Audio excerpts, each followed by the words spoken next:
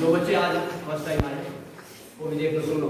What is chemistry? Everybody know very well. Chemistry is the study of matter. What is matter? Anything else which have mass, which occupy space, ठीक है ना?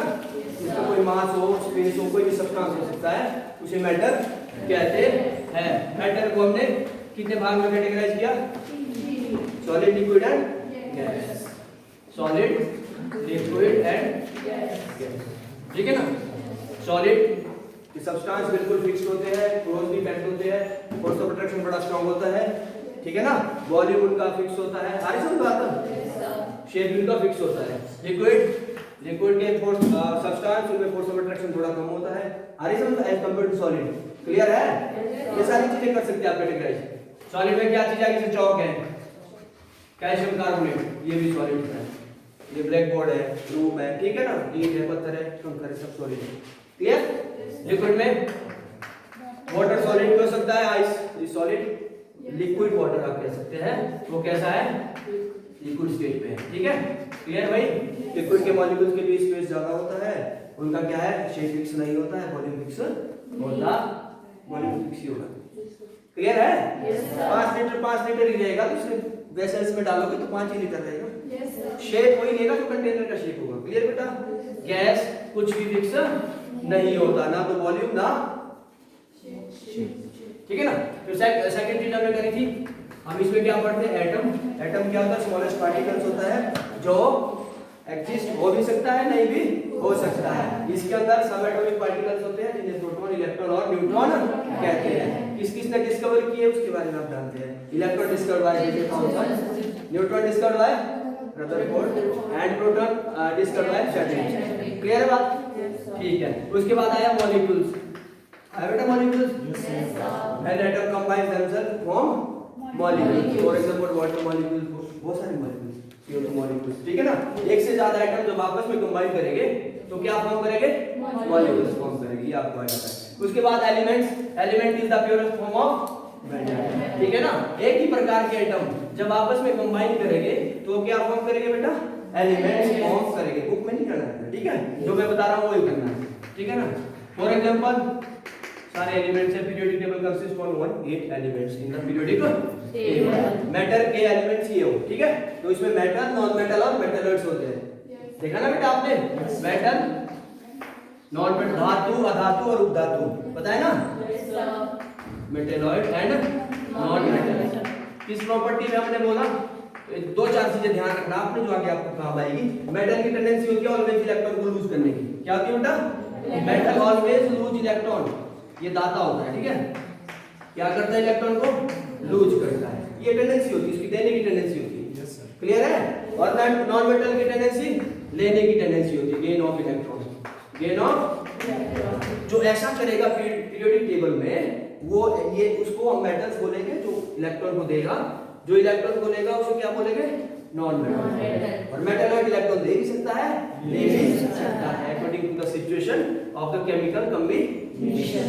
Clear इतनी बात? उसके बाद बेटा हम आगे चलते हैं मिक्सचर पे। मिक्सचर आपको पता है, कोई भी दो एलिमेंट्स या आइटम या कंपाउंड्स आपस में मिलके नॉट एनी डेफिनेट प्रोपोर्शन, किसी भी प्रोपोर्शन में मिलके मिट्टी का कंकड़ आपस में मिला दिया या तो कंपाउंड्स बने लिया उसको आपस में मिला दिया। ना मुझे उसका वेट पता है, ना मुझे उसका एग्जैक्ट अमाउंट पता है, ठीक है ना? तो क्या बन गया? मिक्सचर बन गया। मिक्सचर दो प्रकार के होते हैं, हेटेरोजेनियस एंड होमोजेनियस। होमोजेनियस बिल्कुल पूरी तरह से मिल जाते हैं। हेटेरोजेनियस वहां लेयर रहती है, जैसे वाटर और ऑयल आपस में मिलाएंगे तो there is an partition between water and oil due to density variations. Clear इतनी बात? फिर आगे क्या बचा इसमें? शाबाश। और कुछ बचा? फिर हमने करा था सिग्निफिकेंट फिगर। उसके रूल थे बेटा कुछ 5-6। कौन कौन से रूल थे? आपको पता है, 0 एंड नॉन जीरो। कहानी किसकी थी? 0 एंड नॉन जीरो। उसमें एक चीज रह गई थी, अगर एडिशन एंड सब्ट्रैक्शन, मल्टीप्लिकेशन था ऐसा कुछ। अगर ऐड करेंगे कोई फ्रैक्शन डिजिट जिसमें 1.5 प्लस 2.5, इसका सिग्निफिकेंट फिगर बताओ। करा ऐसा? यस। क्लियर है? नहीं करा? नहीं करा ना? तो आप क्या करोगे? इसको जोड़ दोगे बेटा, ठीक है? फिर आप एडिशन और सब्ट्रैक्शन में देखोगे ये तो इक्वल है ना, 2 सिग्निफिकेंट फिगर 2 सिग्निफिकेंट फिगर, ये तो इक्वल है तो आगे भी 2 ही आएगा आंसर। अब मैं यहां देखता हूं 1.525, ठीक है ना? और फिर मैं बोलता हूँ एक डिजिट मेरे पास ये है, दूसरी डिजिट मेरे पास है 1.3, इसका सिग्निफिकेंट फिगर बताओ। तो मैं इसको पहले तो जोड़ दूंगा, ठीक है ना, जोड़ दूंगा। तो मैं देखूंगा, अब इसमें रूल बोलता है in case of addition and subtraction, अगर आपको जोड़ दें सिग्निफिकेंट फिगर को, तो आप देखेंगे जिसके पास स्मॉलेस्ट सिग्निफिकेंट फिगर होगा, आंसर में वही सिग्निफिकेंट फिगर कंसीडर करेंगे आप। करिए, जैसे यहाँ दो सिग्निफिकेंट फिगर है ना, दो डिजिट है ना बेटा, यहाँ इसका छोटा सिग्निफिकेंट फिगर है तो यहाँ पे 1.8, आंसर कितना आ जाएगा 1.8, पूरा नहीं आएगा आंसर। क्लियर है, ये रूल है सिर्फ। और मल्टीप्लिकेशन एंड डिवीजन में क्या है, जैसे 0.2, और यहाँ पॉइंट के बाद देखना है, यहाँ तो पूरी डिजिट देखनी है ना हमने, क्लियर, पॉइंट के आगे भी और पीछे भी। लेकिन जब मल्टीप्लाई और डिवाइड करोगे तो क्या करोगे, जैसे मेरे पास ये 0.25 है, फिर मेरे पास एक है इंटू 0.5 है, मैं इसको मल्टीप्लाई करता हूँ जो भी आता है, सो x y z, क्लियर है, क्या आता है x y z, मेरे पास आया 1.25, मैंने ऐसे लिख दिया। तो यहाँ पे सिग्निफिकेंट कितना हो जाएगा, 1।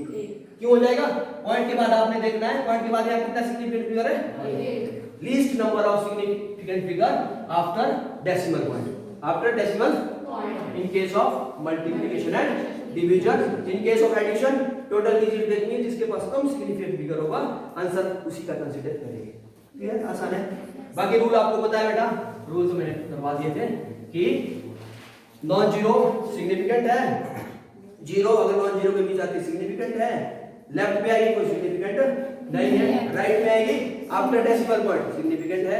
क्लियर है, बाकी नॉन जीरो सिग्निफिकेंट नहीं है, ठीक है, नॉन जीरो सिग्निफिकेंट है पर जीरो सिग्निफिकेंट नहीं है। आगे क्या करा था, लॉज करा था, क्या करा था, लॉज ऑफ केमिकल कॉम्बिनेशंस।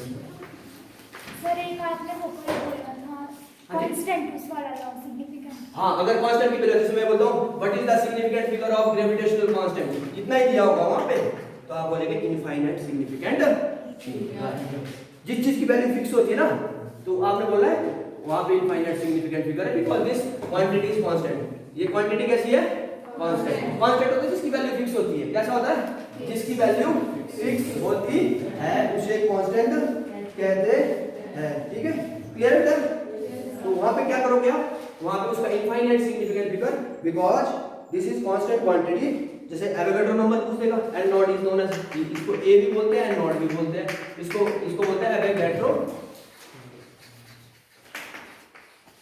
इसमें सिग्निफिकेंट फिगर कितना है, तो आप बोलेंगे इनफाइनाइट सिग्निफिकेंट फिगर। अगर ऐसा पूछता है, अगर वैल्यू देता है तब तो आपने निकालना है ना, इनटू 10⁻20। अब मैंने बोला ना, किसी की 10 की मल्टीप्लिकेशन उसका सिग्निफिकेंट फिगर वो सिग्निफिकेंट नहीं होता है, इसको आपने 10⁻ anything is not significant, 10⁻ anything is not significant. वो चीज आप करोगे, वो आप ध्यान रखोगे, आप इसी का सिग्निफिकेंट फिगर लिखोगे, यहां पूरा लिखोगे। अगर ऐसे लिखा है तो आप बोलेंगे इनफाइनाइट सिग्निफिकेंट, बहुत इजी, करेक्ट, ठीक है। फिर करा था बेटा law of chemical combination, 5 law करे थे, थोड़ा रिवीजन कर लेते हैं, वहां पे आपने चेक करना है। फिर होम बुक एजुकेशन, ठीक है, HBE होम बुक एजुकेशन, वहां पे जाके अब नई वीडियो स्टार्ट से लेकर लास्ट तक आपको पूरी प्लेलिस्ट में अलग से प्रोसेस और सेशन के होम बुक YouTube में सर्च करना, होम बुक एजुकेशन में आ जाओगे, और क्या आ जाएगा, कोई बात नहीं। और वहां पे बेटा कमेंट जरूर देना है कि सर यहाँ पे एक दिक्कत है, आप थोड़ा फास्ट बोल रहे हैं, आराम से बोलिए, यहाँ दिखाई नहीं दे रहा है, थोड़ा सा बड़ा बड़ा लिखने की कोशिश करिए, टेढ़ा मेढ़ा लिख रहा है तो उसको सर प्लीज सीधा सीधा लिखिए। हमें बेटा फीडबैक मिलता है, कोई भी आदमी परिपूर्ण नहीं होता है, ऑलवेज टीचिंग लर्निंग प्रोसेस इसको इंप्रूव करने का हमेशा ही आदमी लर्निंग प्रोसेस में होना चाहिए, हम सीखना चाहते हैं ना। क्लियर है, लॉ ऑफ केमिकल कॉम्बिनेशन पहला लॉ करा था, कौन बताएगा, शाबाश, सब क्या खड़े होने चाहिए ना, conservation of mass, law of conservation of mass, कोई नहीं बताएगा। तो mass can neither be created not destroyed, it can be transfer from reactant to product, ऐसा भी लिख सकते हैं आप, ठीक है। तो total mass of the system will remain constant according to this law, but this law is not valid because the equation E is equal to mc square, which is known as Einstein equation. Mass is lost in the form of energy, so total mass of the reactant cannot be transferred into the total mass of the product, so this law is not valid, this is primitive law. Okay, yes sir. Second one is law of definite proportion. As usually we know that the law of definite proportion. Definite proportion जैसे as usually from the definition, definite का मतलब fix amount by mass. Example चाहे जो मर्जी ले लो आप। For example हमने लिया था water, no matter from which source it has been taken, ठीक है ना, no matter from which source it has been taken, या दूसरी भाषा में लिख सकते हैं, आप याद करना इसी एज इट इज, वो कोई जरूरी नहीं है, ठीक है ना। कोई फर्क नहीं पड़ता है किस सोर्स से हम पानी को ले रहे हैं, लेकिन उसका जो एटम का केमिकल कॉम्बिनेशन है वो फिक्स अमाउंट में रहेगा, whether water is taken from the sea, take or rain water, ठीक है ना। रेशो कौन सी है? 1:8। आपको बोल दिया था 1:16, 1:8, ठीक है ना। पानी चाहे कहीं से भी ये आप, उससे कोई फर्क नहीं पड़ता, आसान तो है। Third one is the law of multiple in case of nitrogen and, दूसरा भी हो सकता है एग्जांपल बेटा, ठीक है। In case of nitrogen and oxygen, they form when two elements combine to each other, they form multiple compounds. Clear है? So mass of the one compound will fix. For example, nitrogen का fix किया, the mass of the oxygen will vary in a simple whole number ratio 1, 2, 3, 4, 5, etc. Clear? Yes sir. कोई बड़ी बात नहीं है। Books में और चीज भी देखनी, जो करा रहा हूँ वही चीज देखो। अभी आप डाइवर्ट बहुत हो जाएगी बेटा, ये भी पढ़ना छोड़ दो, जितना मैं बोला उतना पढ़ो, ठीक है ना। और ज्यादा मत सोचो, बहुत आसान है, ज्यादा मत सोचो, ठीक है। Next one, law of reciprocal proportion. Law of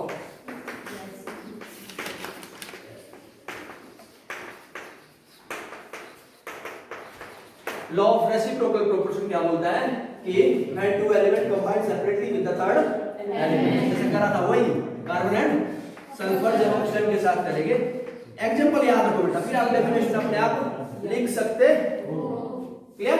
जब आप आपस में भी कंबाइन करोगे तो अब कोई दिक्कत ही नहीं होगी कोई। पहले इसका रेशो निकालो, सिंपल भाषा में लिखो, कोई बात नहीं, आप वो वाली भाषा मत लिखो, अपनी भाषा में। जब दो एलिमेंट तीसरे एलिमेंट के साथ सेपरेटली कंबाइन करते हैं तो जो उनका रेशो रहता है, एक का कांस्टेंट होगा, दूसरे का रेशो निकलेगा, तो जो उनका रेशो है, और जब उसको हम किसके साथ कंपेयर करेंगे, जब दो एलिमेंट आपस में कंबाइन करेंगे, और वो कैसा क्लियर करेगा, simple whole number ratio clear करेगा, उसे ही हम क्या बोलते हैं, लॉ ऑफ रेसिप्रोकल प्रोपोर्शन कहेंगे। बहुत आसान है ना, बिल्कुल ठीक है। नेक्स्ट क्या था जी, लॉ ऑफ गेन, ठीक है। गेन ये वॉल्यूम की बात करता है, ठीक है। For example this law is applicable in case of gaseous state. किस स्टेट में है? Gaseous state. One volume of gas, ठीक है ना। फिर एग्जांपल याद रखो, बहुत सब आसान है, सिंपल है। पानी का रख दो, ठीक है ना, 2H2Cl। अब 2 बोलेंगे कहां से आया, तो ये दो लगा सकते, ठीक है ना। और यहां भी गैसियस की स्टेट भी गैसियस करनी है, ठीक है ना।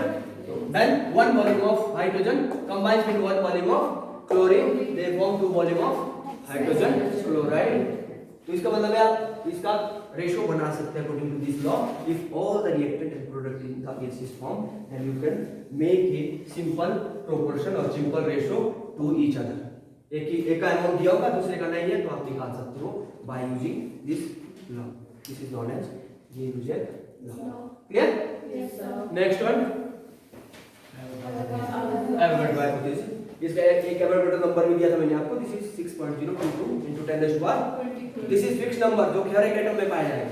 कैसा नंबर है? फिक्स नंबर है जो हर एक एटम में पाया जाएगा। एवोगाड्रो ये नंबर ऑफ मोल्स की बात करता है। किसकी बात करता है बेटा? Number of moles. क्लियर? किसकी बात करेगा? Number of volume is directly related to the number of moles.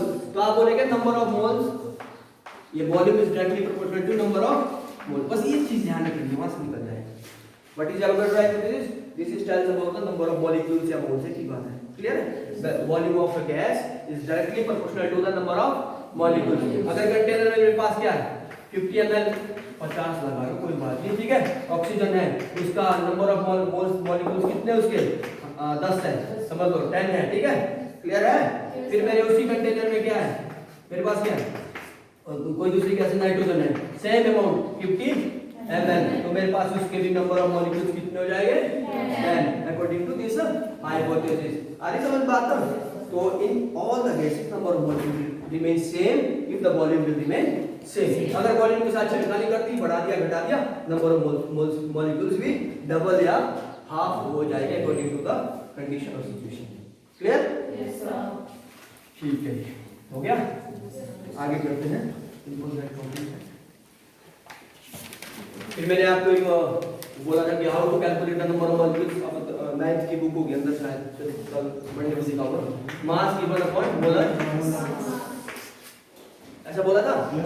You can calculate number of moles, कर सकते हैं ना? ठीक है, मैं बोलता हूँ 98, find out the number of moles of 98 gram H2SO4। ठीक है, तो you have to know the about the molar mass of sulphuric acid. कैसे निकालोगे? Hydrogen atomic molar mass 1, sulphur 32, clear, oxygen 16। अब तो निकाल दोगे ना? वेरी इजी, 90 80 आएगा। ठीक है, नंबर ऑफ मोल्स 98, एक दिया है ना 98, ये मोलर मास हमने निकाला 90, तो 1। इस तरह से किसी भी चीज का आप नंबर ऑफ मोल्स निकाल सकते हो, और ये बहुत इंपॉर्टेंट है, आगे बहुत काम आएगा। क्लियर? पक्का? चलो आज करते हैं मॉलिक्यूलर फार्मूला। बाकी जो बचेगा एक लेक्चर वो हम ट्यूसडे को कंप्लीट कर देंगे मेरे हिसाब से।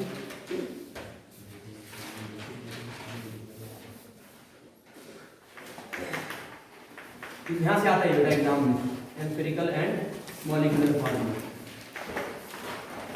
बाकी एक चीज और बची, ग्राम एटॉमिक मास AMU, ये मेरे बाद में होगा ना, आज होगा इतना। Empirical and molecular, what is molecular formula? जिसमें कि एटम, एलिमेंट्स, एटम का एक्चुअल नंबर हो। ठीक है ना? What is molecular formula? सबसे पहले मॉलिक्यूलर फार्मूला लिख दो आप, इसकी डेफिनेशन।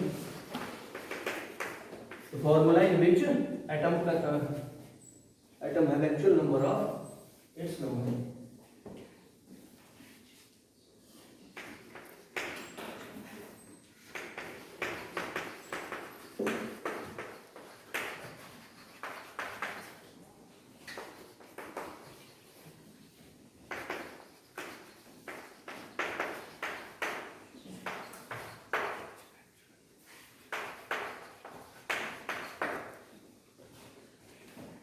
सिंपल भाषा में, बुक में तो बहुत कुछ मिलेगा। ठीक है,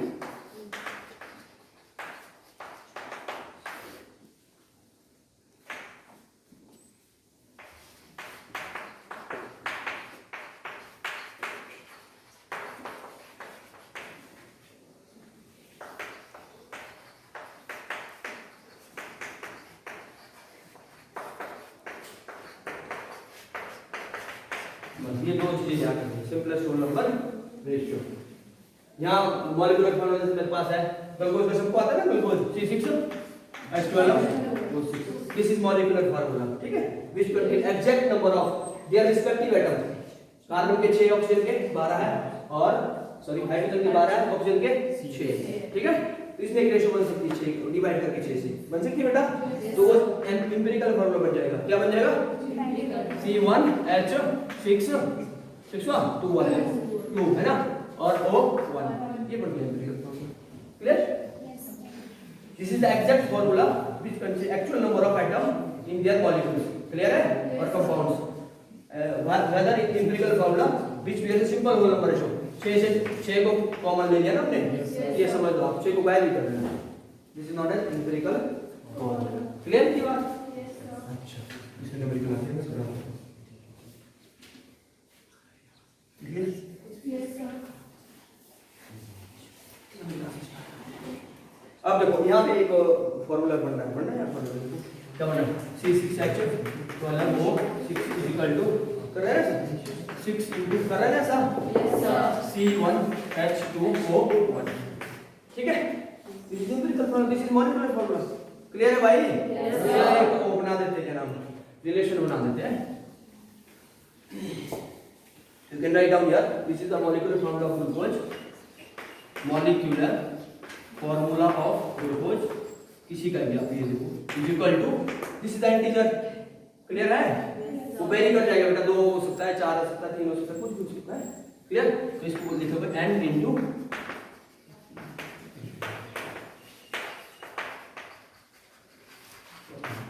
empirical formula। फिर हमारा मॉलिक्यूलर फॉर्मूला जो भी निकालना है तो n इनटू एम्पिरिकल फॉर्मूला तो आप लिख सकते हैं, ठीक है। Molecular formula is equal to n into empirical formula, और इसकी जगह क्या आ सकते हैं, वेट भी लिख सकते हैं आप, मॉलिक्यूलर फर्स्ट वेट, लेकिन आप अगर आपको मॉलिक्यूलर वेट दिया हो, molecular weight is equal to n into empirical weight. या वेट जहाँ भी दिया होगा ग्राम में आपके पास दिया हो सकता है, तो वहाँ से आप ये चीज भी निकाल सकते हैं। क्लियर है? कितनी बात समझ आती है? कोई दिक्कत यहाँ तक? थर्ड चीज है, अगर आपके पास वेपर डेंसिटी दी हो, ठीक है, क्या दी हो बेटा? Vapour density.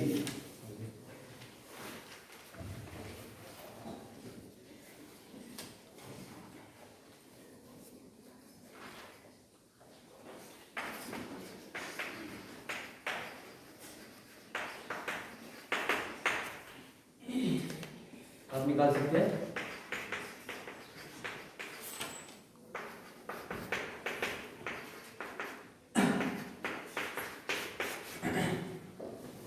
मॉलिक्यूलर वेट या मॉलिक्यूलर फॉर्मूला की डबल होती है वेपर डेंसिटी। अगर वेपर डेंसिटी अगर दी हो, तीन चीजें आप ध्यान रख सकते हम आएगी, mainly two things which you can identify here. ठीक, क्लियर है बात? ठीक है, यहाँ से n निकाल सकते हो ना बेटा, निकाल सकते हो यहाँ से n, यहाँ से निकाल, यहाँ निकाल सकते हो यहाँ से ना, निकाल सकते हैं। n निकालना हमको, n is the number of integers 1 2 3 4 5। चौथा फॉर्मूला यहाँ पे हो गया, n is equal to, important है n, यहाँ मॉलिक्यूलर वेट है ना, तो आप लिखोगे molecular weight upon empirical weight. कौन सा बात ही पीछे प्लीज। हाँ, molecular weight is equal to empirical weight. तो इस तरह से आप ये चीजें निकाल सकते हो, ये थोड़ा फर्क दिमाग में रखना है। Molecular formula is equal to n into empirical formula. Weight एक चीज है, तो हमने सेम कर दिया, n निकाल दिया, तो ये पता है आपको। वेपर डेंसिटी अगर दी हो तो आप क्या करोगे, मॉलिक्यूलर वेट या मॉलिक्यूलर फॉर्मूला निकालने के लिए उसको वेट निकालने के लिए 2 से मल्टीप्लाई कर दो। क्लियर? चलो जी, न्यूमेरिकल करते हैं, है ना। इसमें कुछ रूल है, रूल साथ साथ लिखने नहीं है, आ जाएंगे ये करते हैं, ठीक है। Clear? How to calculate the, heading दे दो, how to calculate the empirical formula, how to calculate the empirical formula. कोई कंपाउंड है, सिंपल वाला है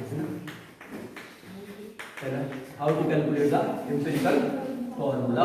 एक कंपाउंड है ना बेटे, एक कंपाउंड है, मॉलिक्यूलर वेट है, मॉलिक्यूलर वेट 90 ग्राम, क्लियर, एंड इट्स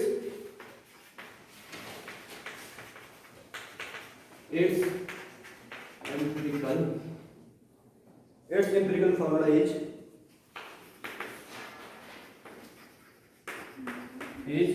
CH, ये यहाँ फॉर्मूला भी दिया है बेटा, CH2, CH2। Find the molecular formula, find the molecular कोई सी बड़ी बात नहीं, तो सिंपल चलेगा। क्लियर? ये फॉर्मूला तो दिया, तो हमें एम्पिरिकल फॉर्मूला की निकालने की कोई जरूरत नहीं है, बिकॉज़ इसका एम्पिरिकल वेट निकालेंगे। अरे इसका एम्पिरिकल वेट किस निकाला, CH2, बोला कार्बन 12, ऑक्सीजन निकालो 7, हाइड्रोजन, ये वेट लिख रहा हूं मैं, कार्बन का 12, इसका निकालो कितना एम्पिरिकल, और फॉर्मूला कौन सा लगेगा बेटा, वो वाला लगेगा n।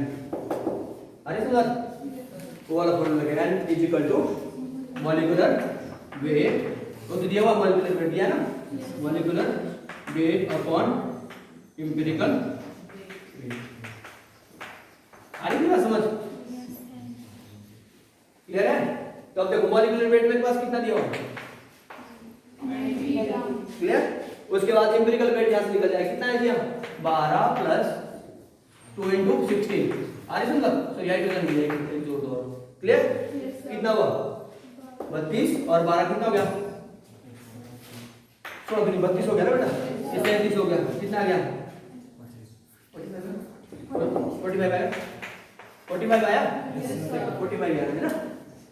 डिजिट कैसी होगी, n की वैल्यू कितनी आ गई, 2, n की वैल्यू कितनी आई, 2, कितना आ गया, समझ में आता है, कितना समझ आया बताओ। फिर पहला फॉर्मूला लगना है, पहला मतलब क्या निकाला था, मॉलिक्यूलर फॉर्मूला। क्या निकाला था, मॉलिक्यूलर फॉर्मूला। क्या था, molecular formula is equal to किसके बराबर, n इनटू एम्पिरिकल,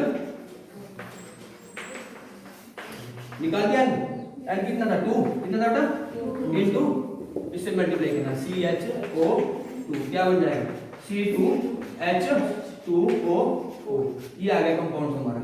इस molecular formula of compound is this one. Clear?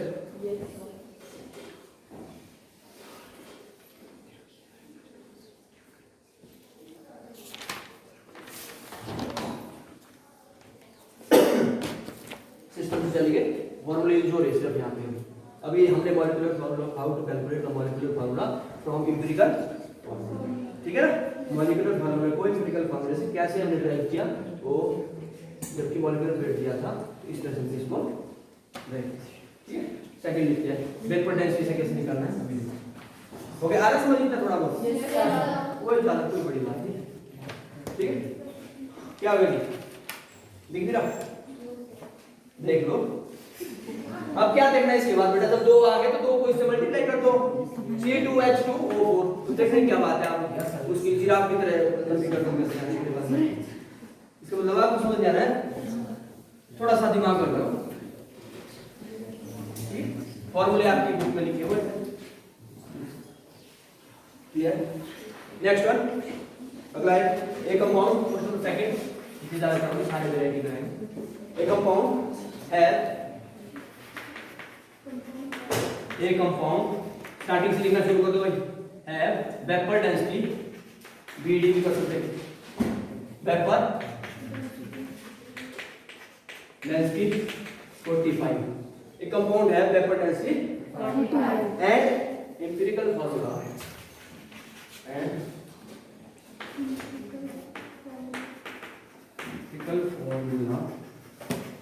And empirical formula CHO2 दिया है मेरे पास, CH सेम ही है CHO2, find molecular formula, find कर लोगे खुद, वेरी गुड, ट्राई करो मॉलिक्यूलर फार्मूला, मॉलिक्यूलर फार्मूला। एक स्टार्टिंग में मैंने लिखा था मॉलिक्यूलर वेट निकालना पड़ेगा सबसे पहले। क्या निकालना पड़ेगा बेटा, कैसे निकालोगे, मॉलिक्यूलर वेट, जब वेपर डेंसिटी दी हो तो क्या करेंगे, molecular weight is equal to 2 into vapour density, वही आ गया, फिर सारा ही सेम सवाल है। उसके बाद का सेम है, अरे समझ आता, फिर कितना आ गया 90, कितना आ गया 90, अब सेम एज इट इज जो पहले करा था, क्लियर बेटा, सेम एज इट इज जैसे हमने प्रीवियसली करा था। उसके बाद क्या करेंगे, फिर 90 आ गया, फिर उसके बाद क्या करेंगे, एंड निकाल देंगे, ठीक है ना। इसका भी एम्पिरिकल फार्मूला वेट निकालोगे, क्या करोगे बेटा, एम्पिरिकल फार्मूला वेट, ये कितना आ गया 40 ग्राम आ गया ना, 45 की इसका देखो जरा, 12 प्लस 1 प्लस 32 हो गया, 45 भी हो गया, हो गया 45 40। ये मॉलिक्यूलर वेट है, ये एम्पिरिकल फार्मूला वेट है। एन निकालना है, उसके लिए मैंने फॉर्मूला दिया था molecular weight upon empirical formula weight, करा था पीछे लिखा है formula, molecular weight upon empirical weight, formula weight, empirical weight कितना है 90, रिवीजन हो रहा है 40, कितना आया 2 आ गया। तो कैसे निकालेगा, अगला फॉर्मूला एक लग रहा है मॉलिक्यूलर फार्मूला, मॉलिक्यूलर फार्मूला किसके बराबर बेटा, n into empirical,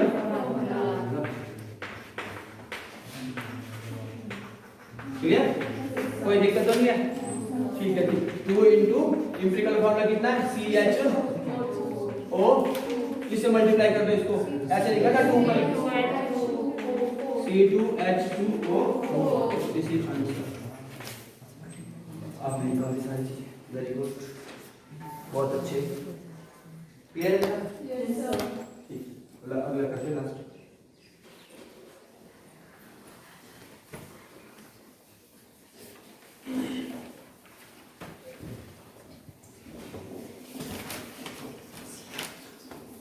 next one, how to calculate empirical formula from percentage.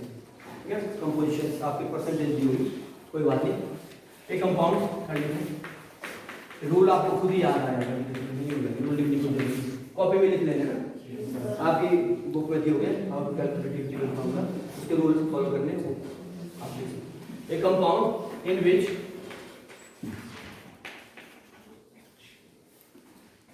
carbon percentage, a compound in which carbon percentage equal to 40% carbon, जैसे मैं उसको लिखा हूँ।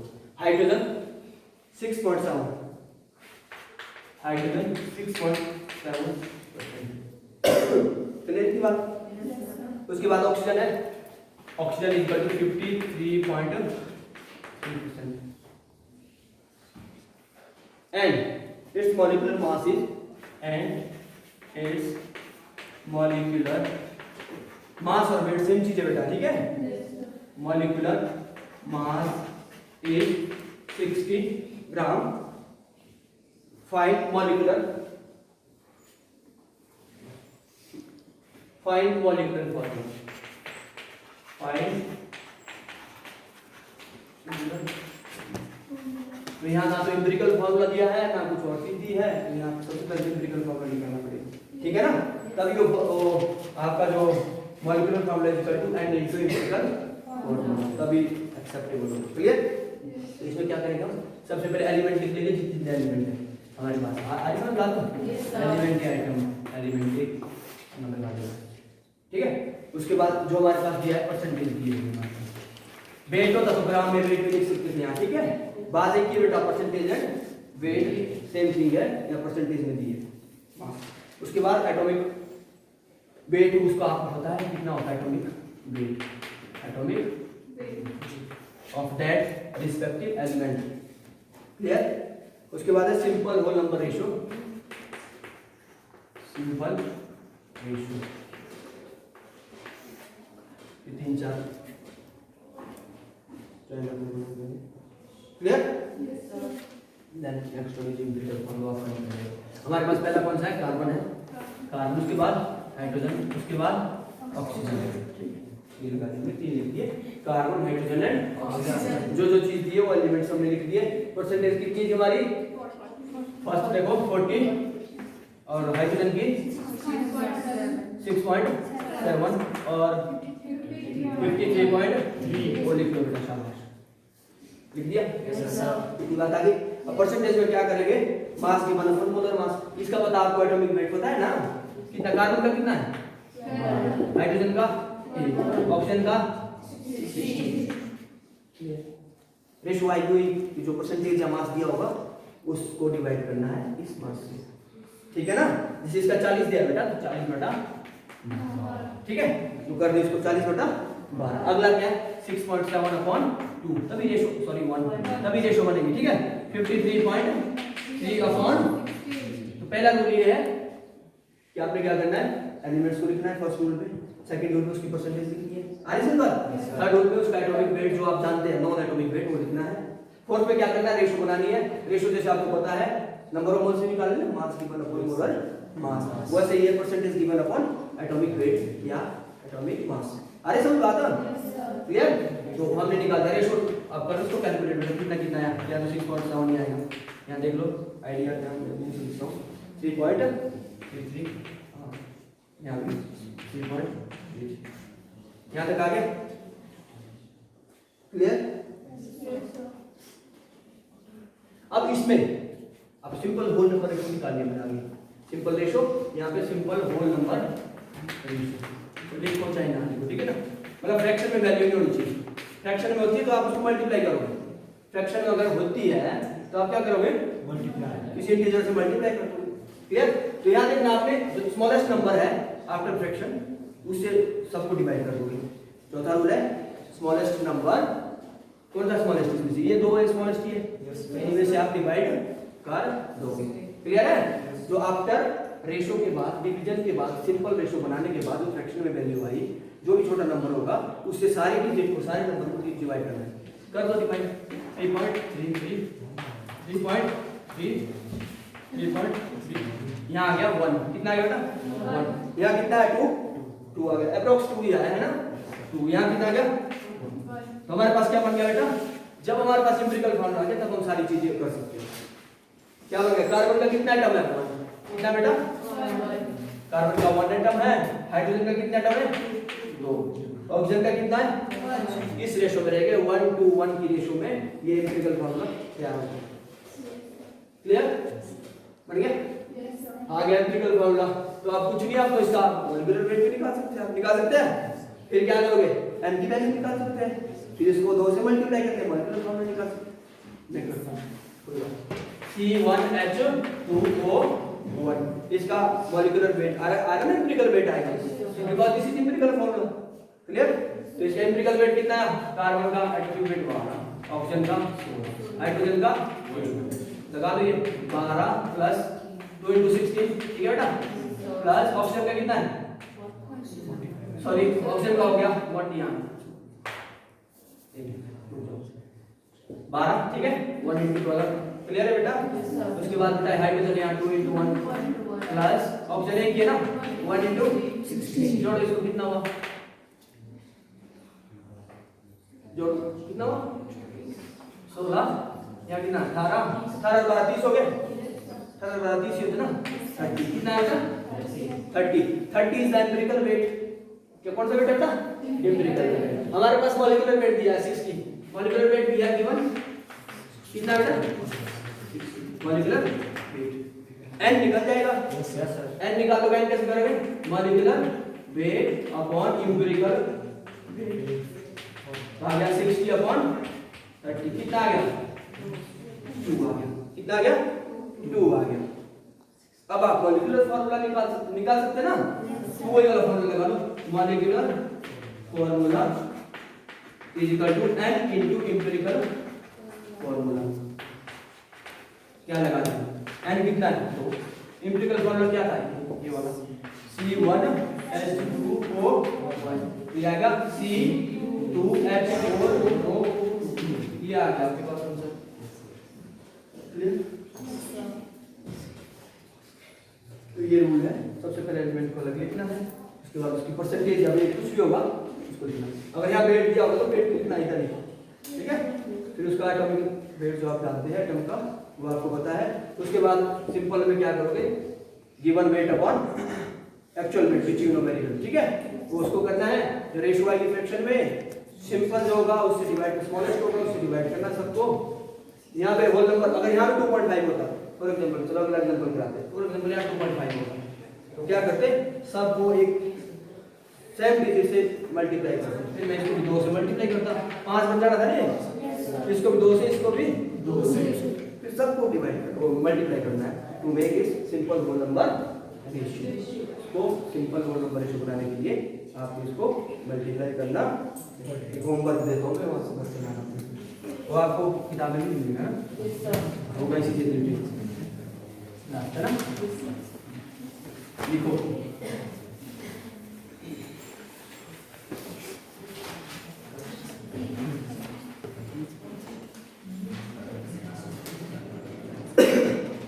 Carbon, percentage of carbon is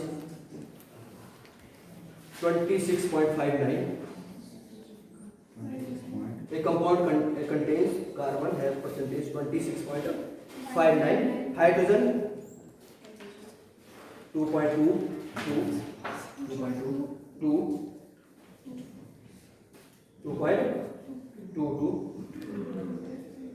and oxygen 71.19. करा तो ना ये 71.19 and vapor density is equal to 45. Vapor density is equal to 45. Find out the molecular formula. Find out the molecular formula. अब यहाँ क्या होगा बेटा, जब सिंपल होल नंबर रेशियो बनाएगा वहाँ पे 2.5 आएगा, आपने 2 से मल्टीप्लाई करना है सभी डिजिट को, फिर आपके पास एम्पिरिकल फॉर्मूला मिल जाएगा, ठीक है। फ्रैक्शन वाला वो चीजें नहीं उठानी आपने, आपको भी डिजिट से मल्टीप्लाई, स्मॉलेस्ट डिजिट से मल्टीप्लाई कर सकते हैं। तो बाकी ये रूल आपने